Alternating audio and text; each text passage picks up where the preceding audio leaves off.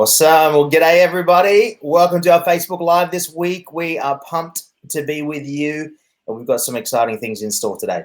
It's going to be a little bit different, isn't it, Liz? Yes, it might be a little long-winded, but that's okay. We're going to have a conversation today about gender equality, and we're going to look at really gender equality here in the US and all around the world, and what are the effects, what are ways we can get involved in it, and we hope that part of this will be educational. Like, we want to learn, we want to understand the issue, because the fact is that this affects half of the world's population and every community in the world. So, but before we dive into it, we want to give you a couple of quick updates. So this month we have been focused on education as a Giving Circle, and we've been looking for and trying to find, who's the best partner for us to work with and to fund and support this month. So in transparency, we've been talking with a few organizations. We haven't yet found the one who we feel 100% confident in what they do and the projects they support. So what we've decided to do is to combine this month and next month together, and so kind of have a little mini, a larger super fund. So, and all the money that comes in this month will combine with what comes in next month, and we'll tackle this issue of gender equality and education, because next month, actually, the timing works really well, because next month is the Sustainable Development Goal for gender equality. So there's a lot of things going on next month that will tie into this issue.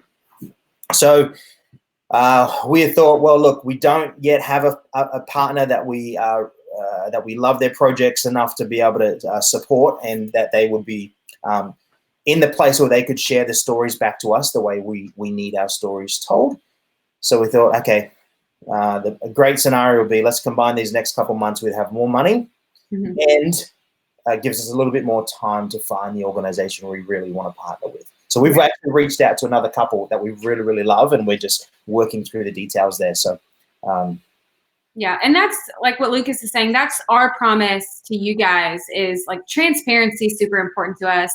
Being able to trust an organization that we partner with is very important, because trust is a huge thing, and that's a lot of reasons why our generation isn't giving, is because we don't trust. And so we aren't just going to jump in with any organization. We really dive deep into who they are. We have many conversations with them. So we're excited to be combining 2 months where we can grant even more money to an organization to make a bigger impact. Yeah. And let me just say, so we are looking for an organization. Maybe you have know some organizations in the education space, particularly with girls' education. If you know an organization that's doing great work, let us know. Email us, connect us, leave a comment, because we'll reach out to them. The one organization we thought we were going to support didn't work out. It really came down to storytelling and their ability to give us the stories that we want to share with you. And we felt like that was a bit of a deal breaker because of the transparency issue. Like, if we're going to fund and support a work, we want to journey along with that program for the next, multiple months. So let us know. Let us know if you know an organization that we should reach out to. Yeah.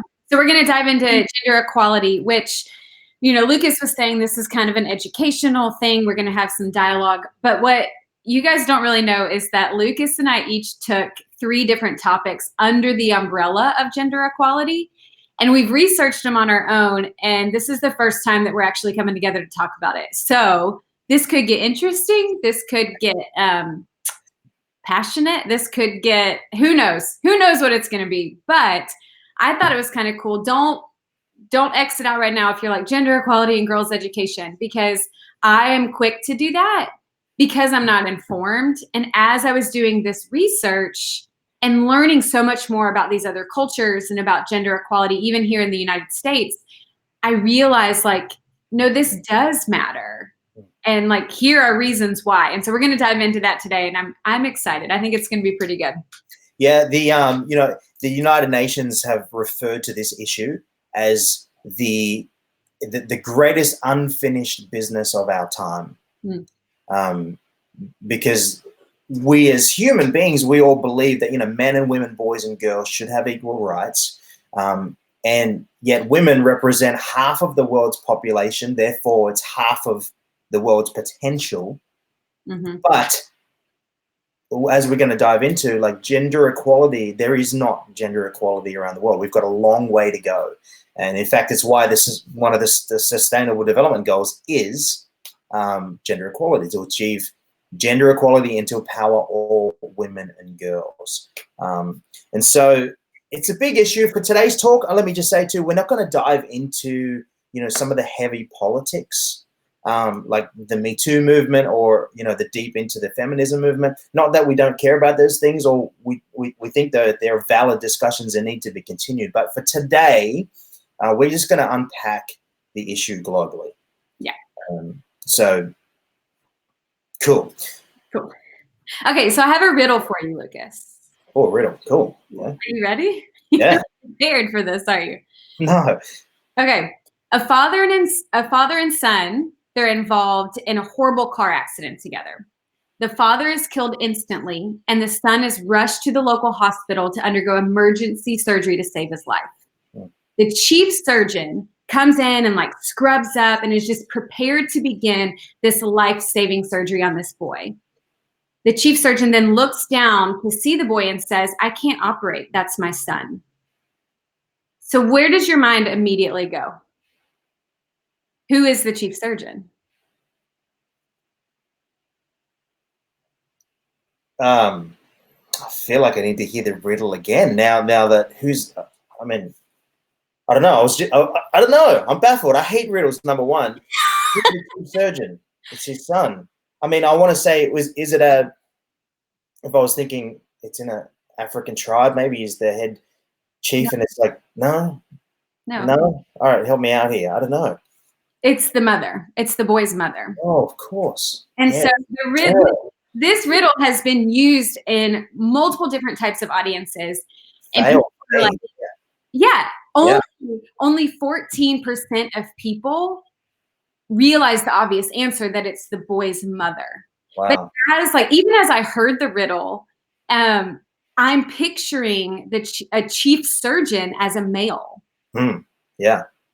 And I think that just sort of goes to explain more about gender equality, is that we see these roles and we automatically put a gender to it. Yeah. Full on. Yeah. That's kind of embarrassing, walking through that, but that's so true. Like that didn't even cross my mind. Yeah. Well, and so I had lunch with my oldest. So my oldest is in 2nd grade, and we had been chatting about this TV show we were watching, and it's these 3 girls that are cooking. Anyway, he goes, "Well, Mom, I wish they were boys in the show, but I guess it makes sense." And I was like, I knew where this was going. And I was like, "What do you mean it makes sense?" And he goes, "Well, they're cooking. That's what girls do." Mm-hmm. And I'm like, wow, what? I'm the one, the primary cook in our household, because I enjoy it. And, my husband doesn't enjoy it. He just enjoys eating. But we put these gender roles on jobs and on occupations, and it's our jobs as parents to help bring up the next generation to see, no, gender equality is a huge and important issue. And you can be anything you want to be, but yet we gender specify everything. Right. Yeah. Here's an interesting fact. I thought this was really interesting on some of my research. So 145 countries out of 195. So 145 out of 195 countries guarantee equality between men and women in their constitutions. This is as of 2014. Okay. The United States is not one of them. How does that make you feel? I'm baffled by that. Why? Me too, by the way. I was baffled by that, but yeah. Yeah, the fact that I guess I would then wonder though, what are these constitutions that have gender equality written in them? What does that look like? Because we have the 19th Amendment, which allows women to vote. Yep. It was ratified in 1920. So I guess what does that look like in other constitutions? Yeah, so that's a really good point, because just because 145 countries have constitutional guarantees, it does not actually mean that they are equal, right? There's still gender discrimination via laws and gender stereotypes, like you just mentioned, and social norms and practices. But I just thought it was really interesting and shocking that the United States was not one of them. There has been a movement which actually began in 1923 called the Equal Rights Amendment, or the ERA, and it has come up and down. Actually, the way I heard about this was the other day. I read an article about one of the chief justices, almost, who had really spent her life mission to reinvigorate this, because basically in 1972 it was picking up steam, and to change the Constitution it needs 38 states to pass it. Well, they didn't get there. They only had, I think 31 or 35 states that agreed to the ERA. So it kind of died out. But then I fast forward today and I'm like, why not? Like, why is this not, of all places, the United States of America, why do we not have in the Constitution, the rights? Now, some states do have on the state constitution level. So states like Alaska, Colorado, California, Connecticut, Delaware, Illinois, Indiana, Iowa, Maryland, Massachusetts, Montana, Oregon, Utah, Virginia, and Wyoming. They all do. Alaska, Arizona. They all do. But Tennessee doesn't. Oh. Tennessee is one of the ones that doesn't. It just seems to me like this is a no-brainer. I mean, for our generation, it's like, gosh, I know we're not going to get into politics and the whys and hows, but I was just really shocked that we here don't have it.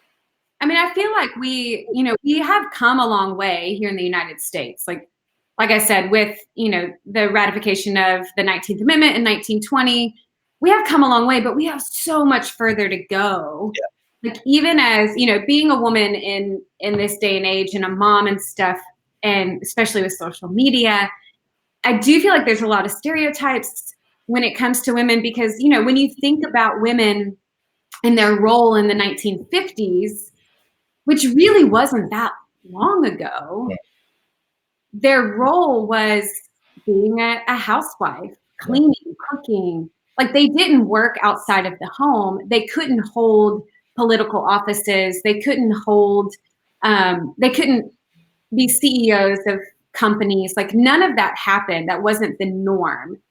Now women are chief justices. They are Supreme Court judges. They are CEOs of Fortune 500 companies. Yeah. But at the same time, I do feel like we're still battling that balance of stay-at-home mom versus working mom, and some who do both. Yeah. And we are shamed for what we do or what we don't do. Like, there's still this gender equality that isn't. We just have a long way to go. And I think a lot of it is culture, which, 1950s to now, but it also brings us to these developing countries. Yeah. And we see these girls that are being married off young. They're not having quality education. And you start to wonder why. What is so different, other than the fact of, poverty and whatever else, but it's the culture. And it's what I think we need to realize in the Western world is that in these developing countries, it is an honor shame culture. And it has always been that. What does that mean?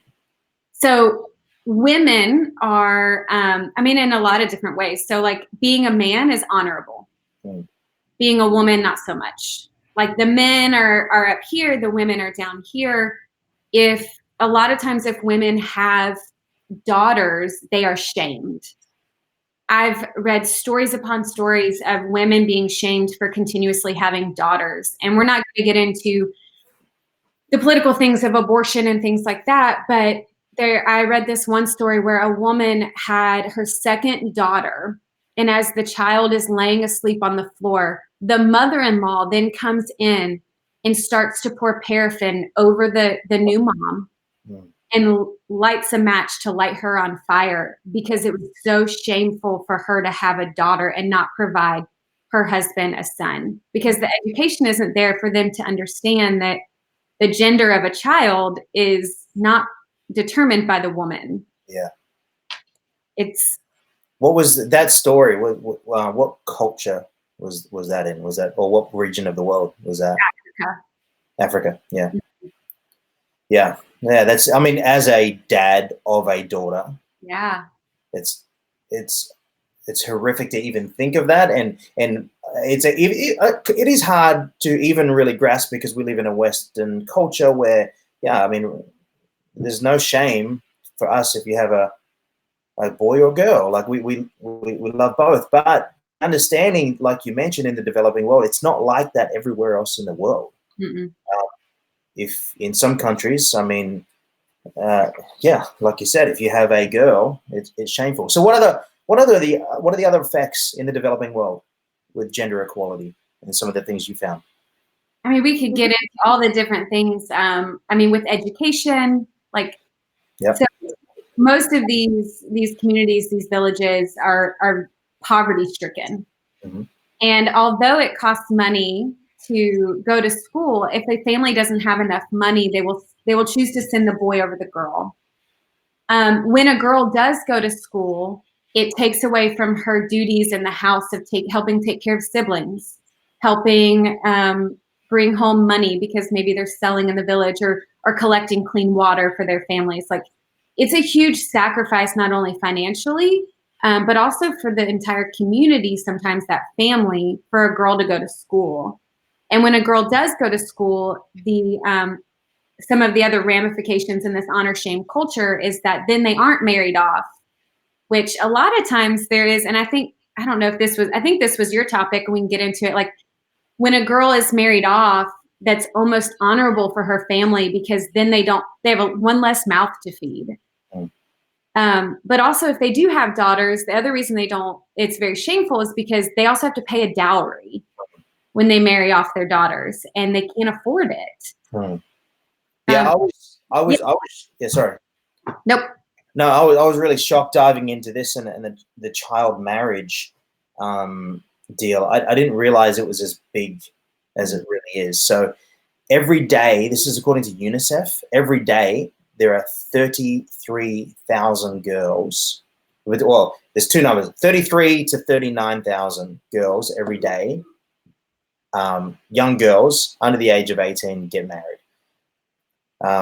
So we're talking like one or two every second that children, are married off. So that's globally, that's 14.2 million every single year. That's massive. So young girls being married off. I think you brought up some of the challenges. Like, it's a complex issue because not living in those cultures, we don't understand some of the nuances of some of the honor shame culture, the dowries, all those type of things affect it. But we do know when a young girl gets married early, the effects are, number one, she's unlikely to go to school anymore because now she's considered, a wife, and she has these gender stereotypes of what she must cook and clean and have children. So that blocks her opportunity to be employed or gain vocational skills. And child brides are more likely to succumb or be susceptible to violence and sexual abuse. Mm-hmm. And it's because she is not empowered then to make decisions for herself. I read an awesome quote by the General Secretary of the YWCA. She said this. Her name is, I'll butcher her name if I try to say it, but it's like Nayad Zari. And she said, child marriage is a huge problem in poor communities.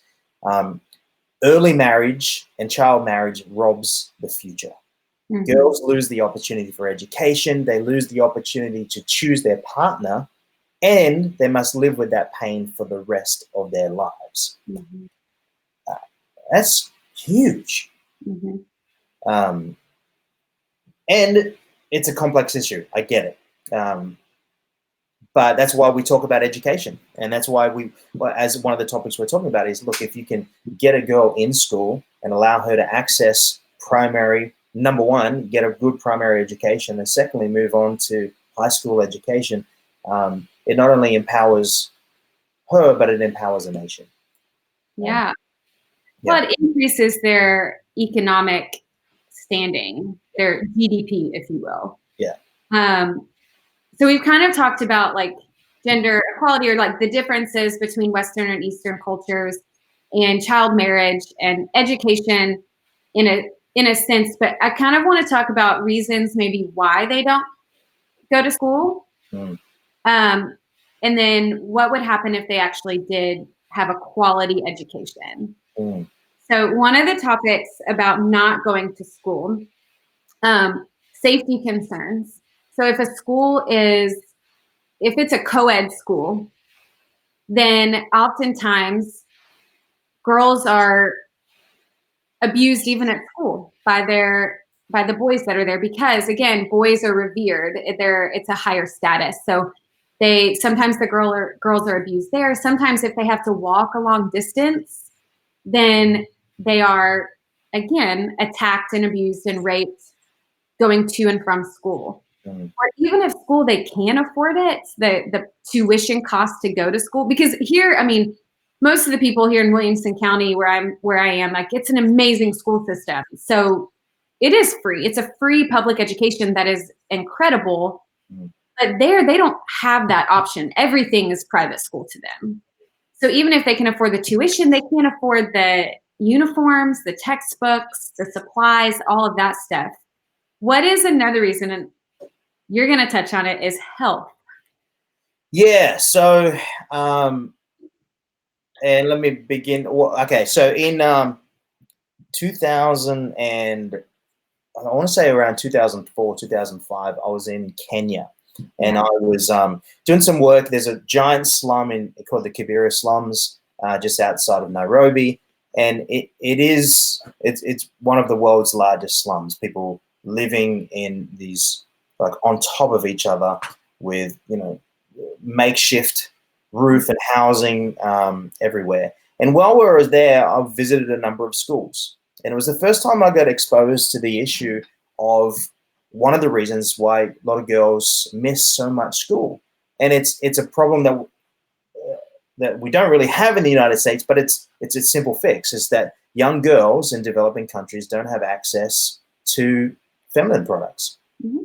Right? And now I'm a guy. I don't really know a whole lot about this, and it's weird I love you have this to talk topic. about. And probably you gave me this topic so I'd squeam. But on average, young girls are missing at least 5 days of school a month because of this, because they don't have access to feminine products and things that we do here that we just take for granted here in the US.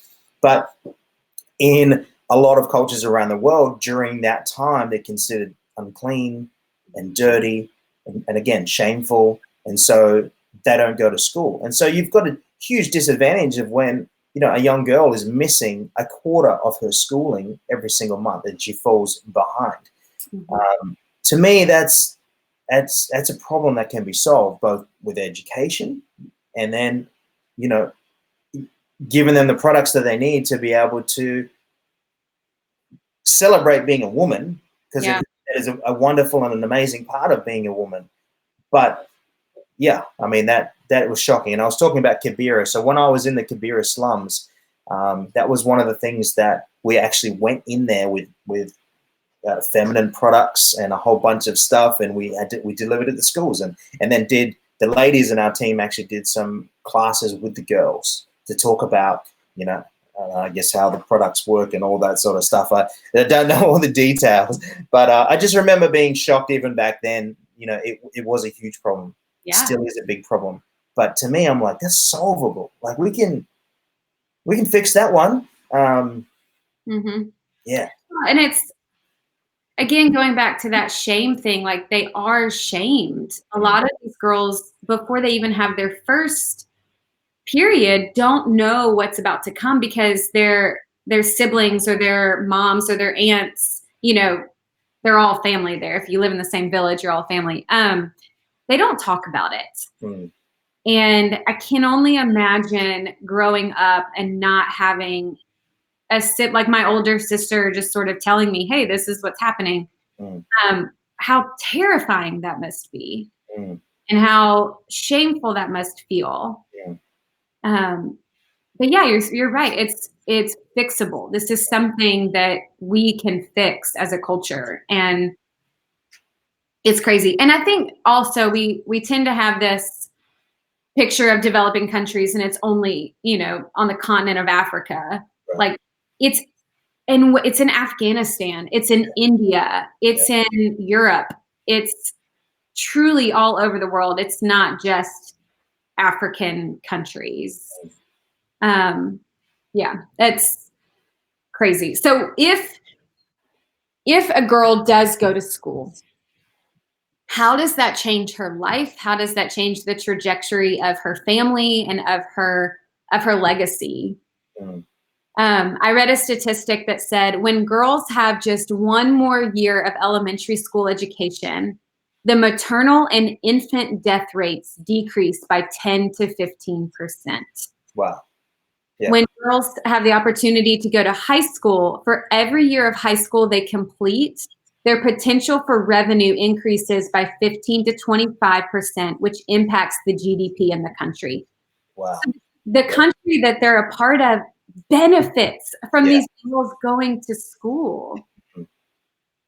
And it makes you wonder, like, why? Like, why would you not care about that? I mean, and when I think about me sitting in my house, my comfortable house in the Western world, why should I care? To be honest, like, why should I care about these girls that I don't have a relationship with? But when I read those statistics and I'm like, the death rate decreases. Like, these are human beings. I think sometimes we need to humanize what's actually happening. But yeah, no, 100%, right? Like, and it's I've heard that bang for buck, that if you're going to take $1 and invest it into a developmental program somewhere, bang for buck, education and investment in education gives the highest return for investment in terms of impact and dollars spent. And we can't, I mean, what you just shared, those statistics are staggering. Yeah. That empowering young girls through education is not only going to change their life, it's going to give them economic power. It's going to then enable them to make choices and have the ability to make choices like who they marry, when they have children, where they send their kids to school, to go to college, and then provide and help build a stronger nation. That's massive.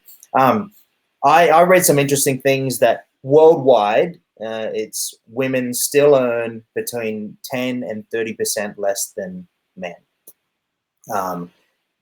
Women have a higher incidence of poverty. They have lower rates of saving money, and they're more so that makes them more vulnerable to like external shocks, like market collapses. Because they have lower paid jobs, things like that. That's pretty massive. I think in the United States, the statistic I saw was that for every dollar a man earns, women earn 77 cents. Globally, it's a lot worse, though. Globally, women earn about 1/10 what men do. Mm-hmm. That's massive. Yeah. I think education in general it's empowering people. It's empowering women across the world, here in the United States as well. Like you said, to just make better choices for their future, to feel more secure and less vulnerable. Yeah. And especially in these developing countries where HIV is rampant. Yeah. When a girl, statistically shown that when a girl attends school and the longer they stay in school, the HIV rates decrease.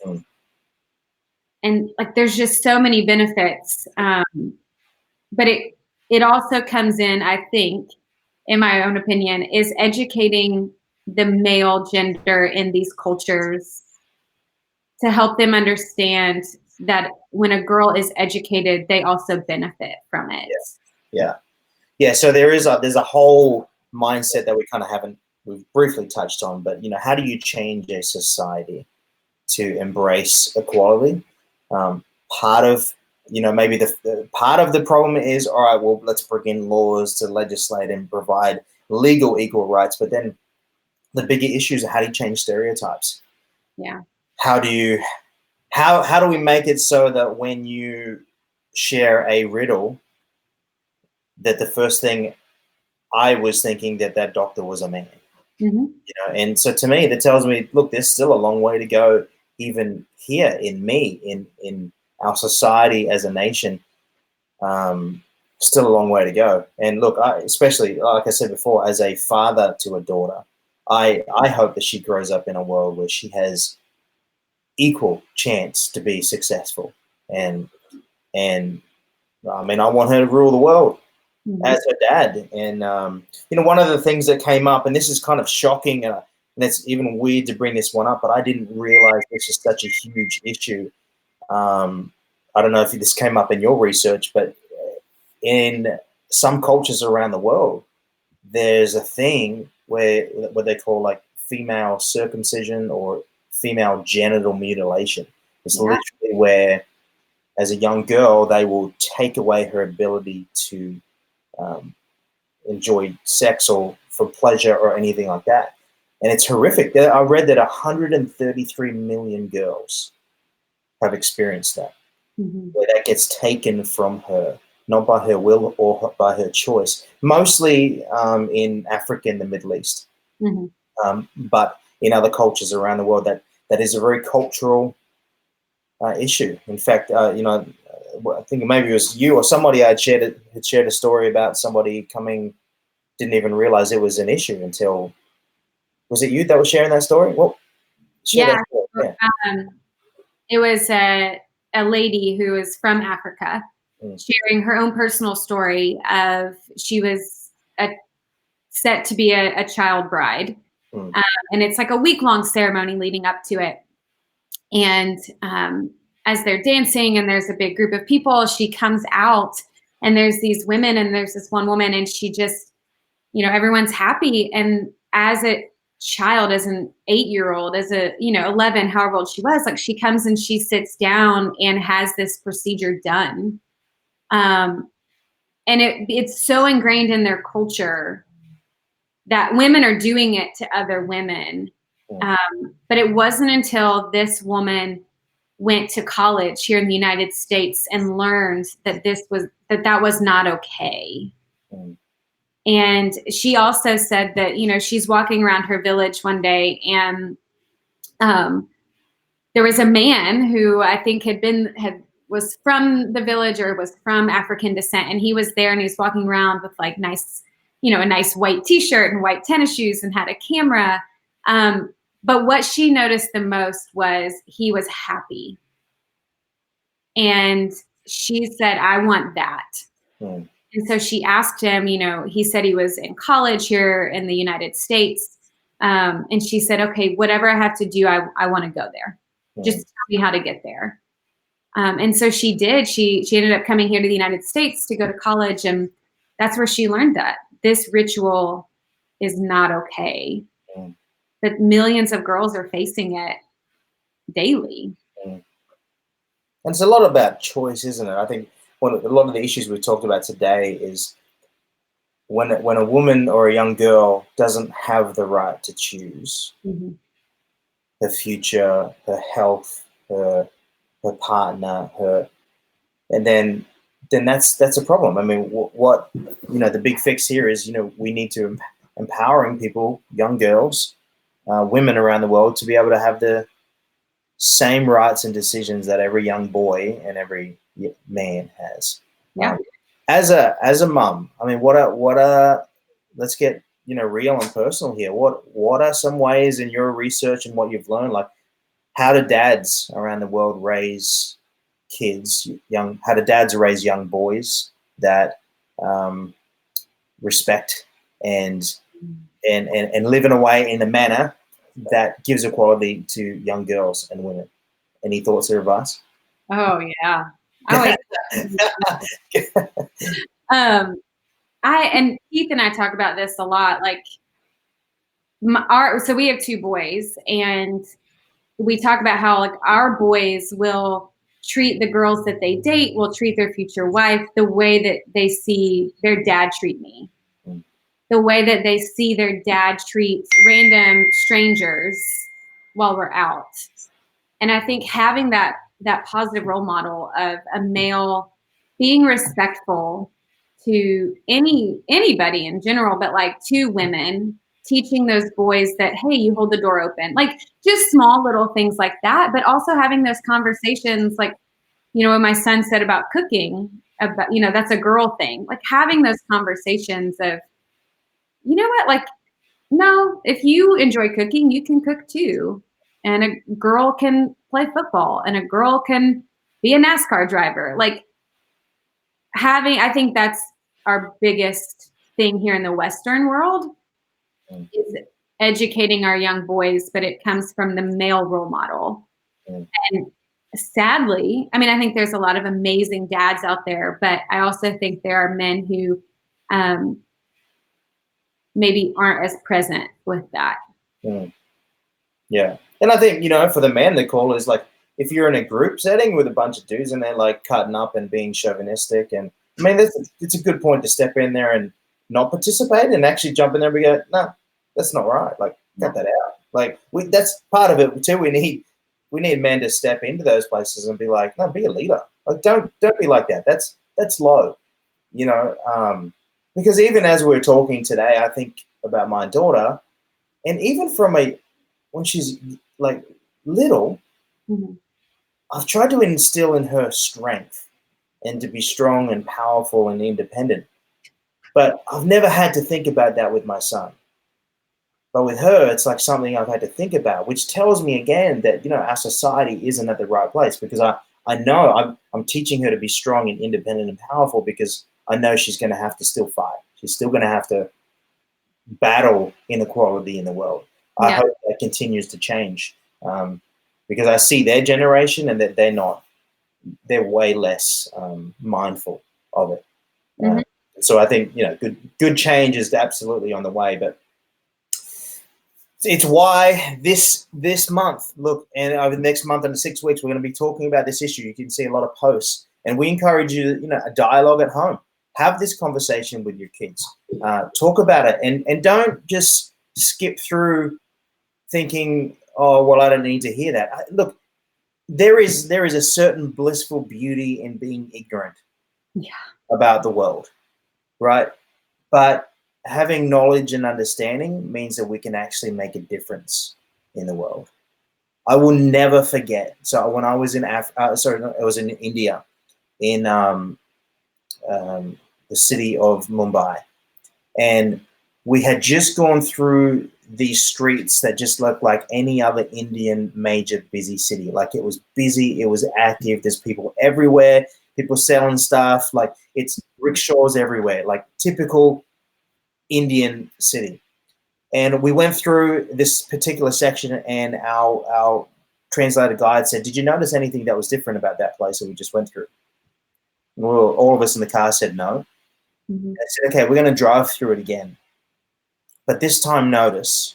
He said, "This is what's known as the red light district." And he said, "Notice every single time you see a young girl, or a woman with makeup on and lipstick on, and he said, that person is either they're a prostitute or they're in forced labor." Mm-hmm.